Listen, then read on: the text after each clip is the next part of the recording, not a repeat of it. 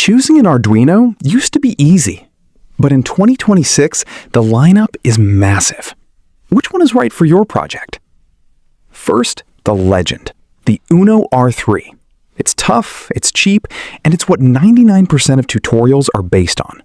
Start here if you're a total beginner. But meet the new heavyweight, the Uno Q. It's a hybrid board with a Linux processor and a microcontroller.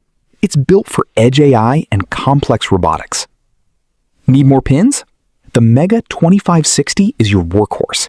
With 54 digital pins, it's the go-to for 3D printers and large-scale automation. Size matters. The Nano ESP32 is tiny, but it packs built-in Wi-Fi and Bluetooth. It's the perfect choice for IoT gadgets and wearable tech. Need to emulate a keyboard? Use the Leonardo. Need insane power and 4K display support? Go for the GIGA R1 Wi-Fi. To choose?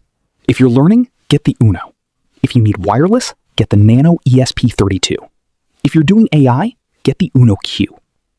No matter which one you pick, they all use the same IDE. Hit subscribe to see each of these boards in action.